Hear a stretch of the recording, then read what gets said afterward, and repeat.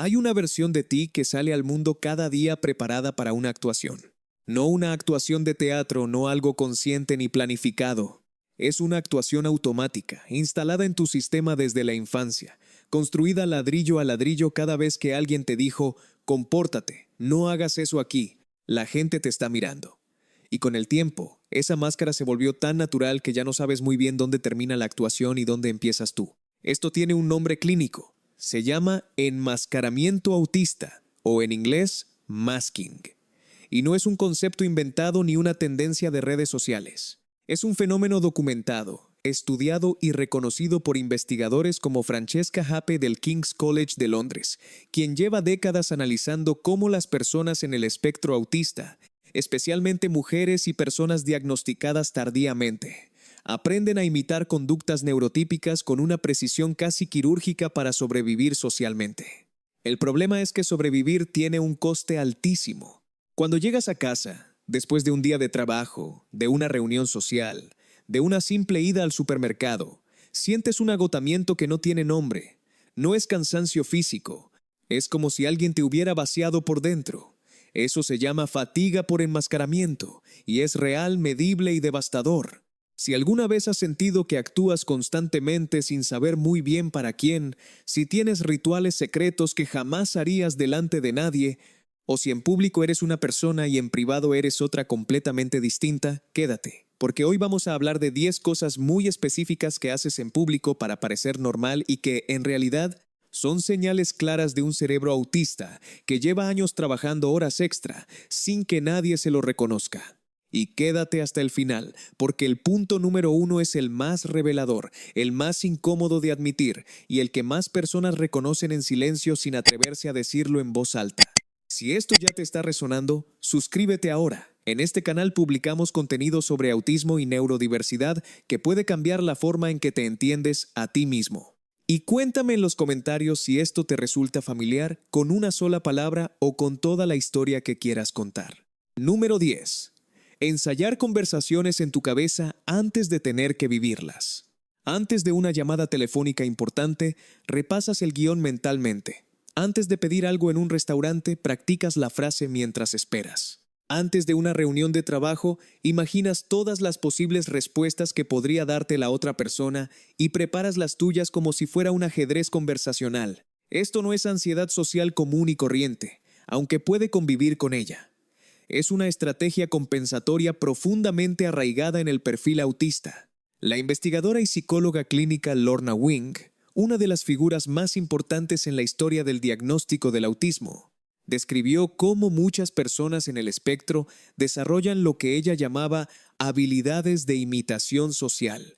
Aprenden a observar, copiar y anticipar comportamientos neurotípicos como si estuvieran estudiando un idioma extranjero. El cerebro autista tiene dificultades para procesar la interacción social en tiempo real. Hay demasiadas variables: el tono de voz, la expresión facial, el contexto implícito, las reglas no escritas. Todo eso que el cerebro neurotípico procesa de forma automática e inconsciente, el cerebro autista lo tiene que calcular de manera consciente y deliberada.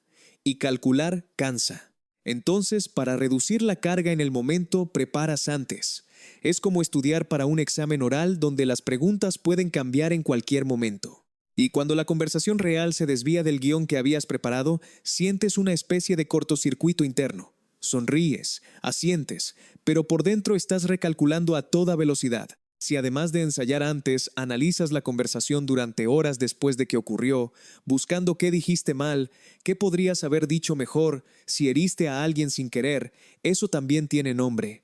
Se llama rumia postinteracción, y es uno de los rasgos más agotadores del autismo enmascarado. Número 9.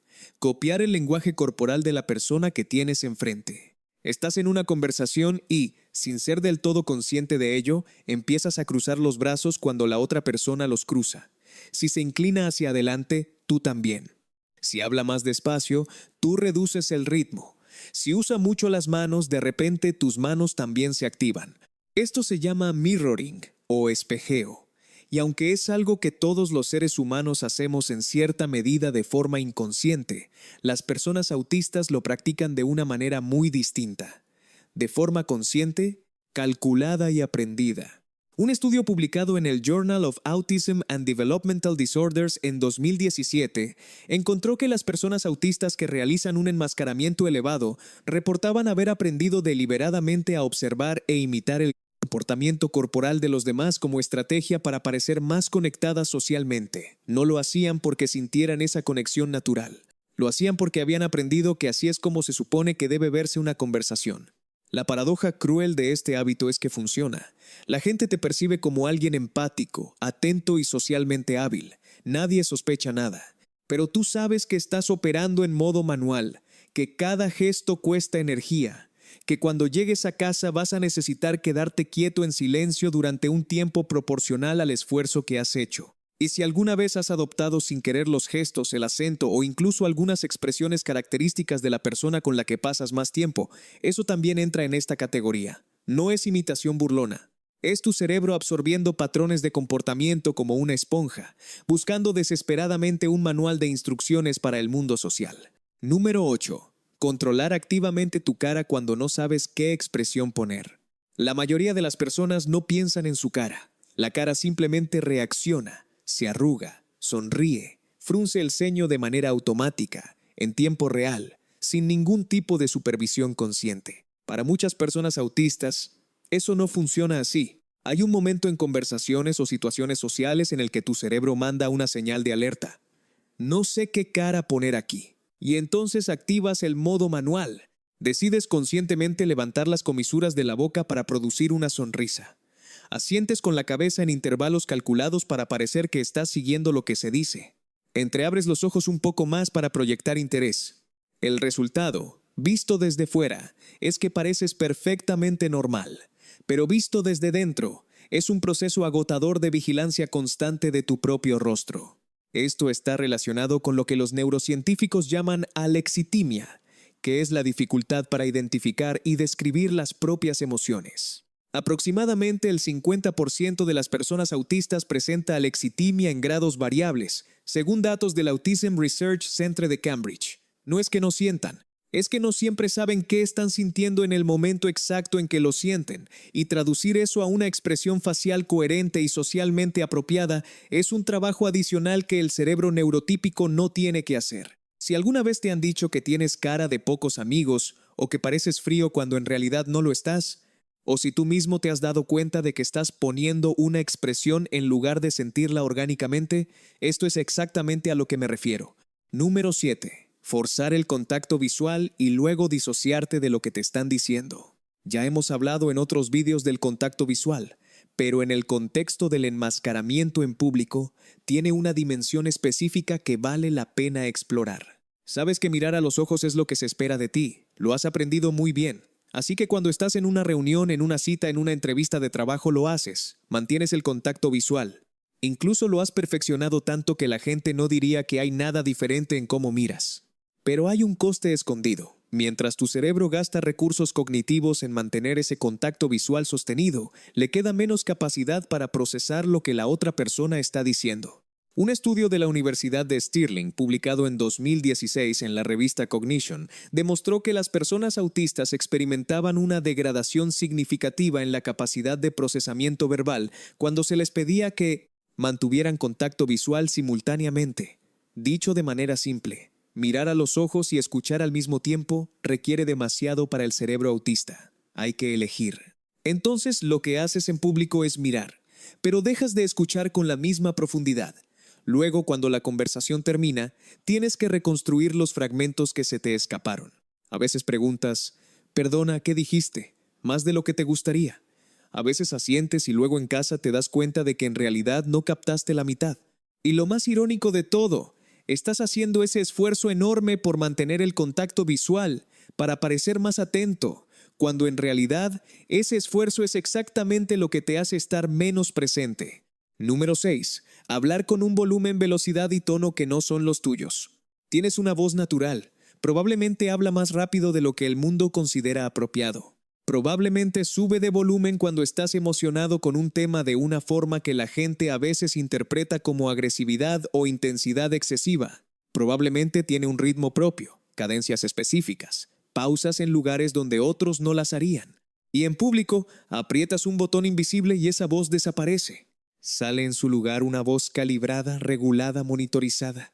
Una voz que ha aprendido a sonar como lo que el mundo considera normal. Hablas más despacio, modulas el tono, controlas el volumen, mides las pausas. Es como conducir un coche en modo manual cuando siempre has conducido automático. Puedes hacerlo, pero requiere atención constante, y un mínimo descuido manda todo al traste.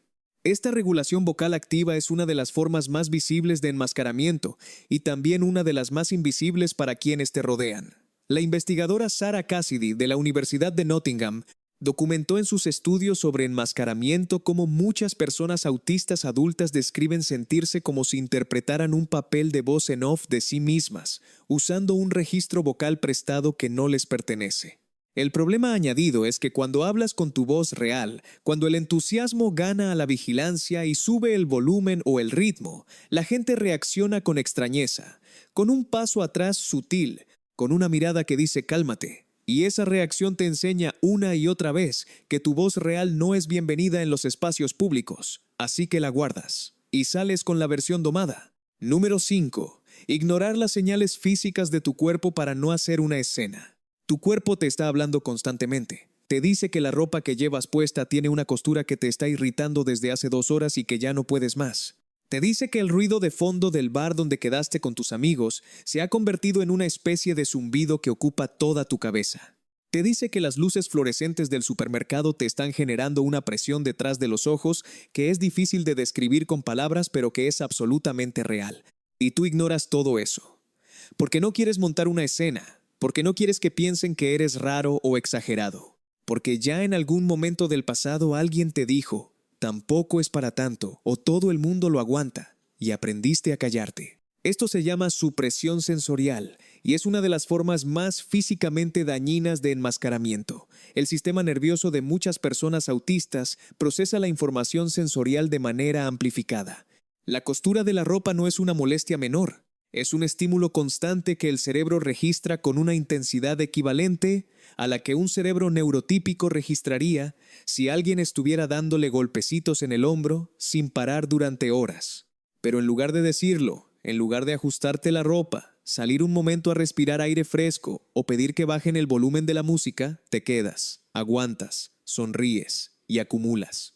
El resultado final suele aparecer mucho más tarde, cuando ya estás en casa.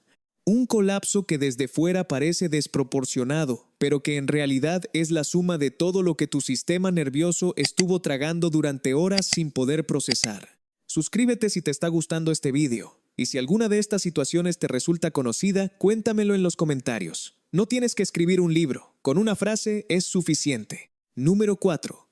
Reírte en momentos que no entiendes del todo para no quedar fuera. Alguien dice algo en el grupo y todos se ríen. Tú no has pillado exactamente qué tiene de gracioso.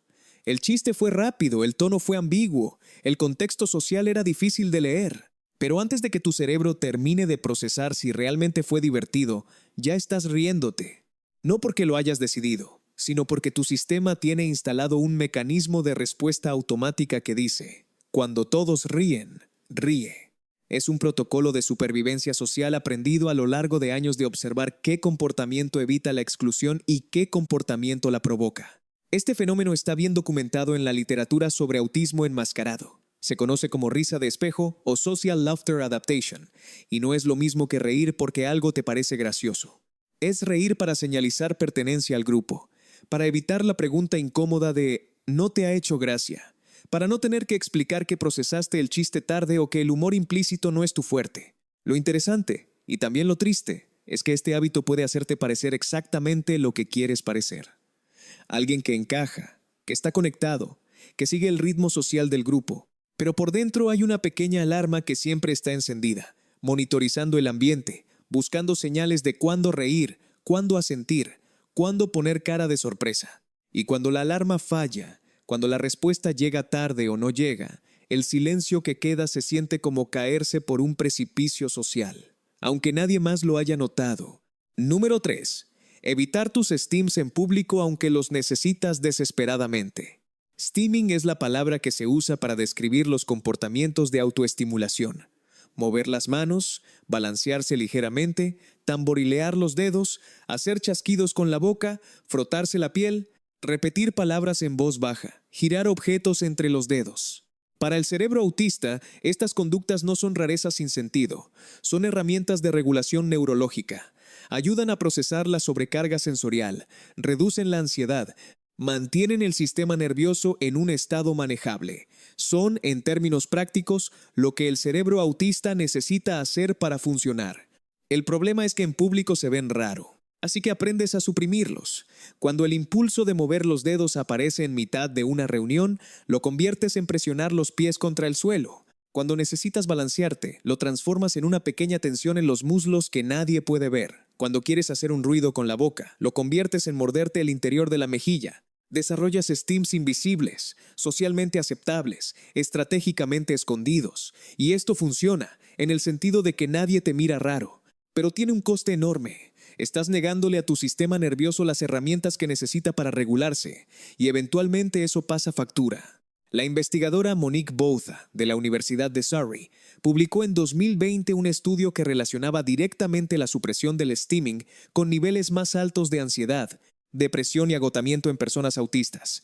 No es coincidencia, es causalidad directa. Cuando eliminas las válvulas de escape, la presión se acumula. Número 2. Enmascarar tus necesidades comunicativas, fingiendo que entiendes el lenguaje implícito. El lenguaje humano tiene dos capas. Está lo que se dice y está lo que se quiere decir. Y para el cerebro autista, esa segunda capa es un territorio minado. Cuando alguien dice "no te preocupes" con un tono que en realidad significa "estoy bastante molesto", tú procesas las palabras literales. Cuando alguien dice "podríamos quedar algún día" y en realidad es una frase de cortesía, sin ninguna intención real, tú lo tomas como una propuesta concreta y esperas que se concrete. Cuando en el trabajo alguien dice "sería buena idea que", lo que en realidad significa "esto es una orden", tú lo registras como una sugerencia opcional. Y en público, cuando esto ocurre, cuando esa segunda capa de significado se te escapa, no dices nada.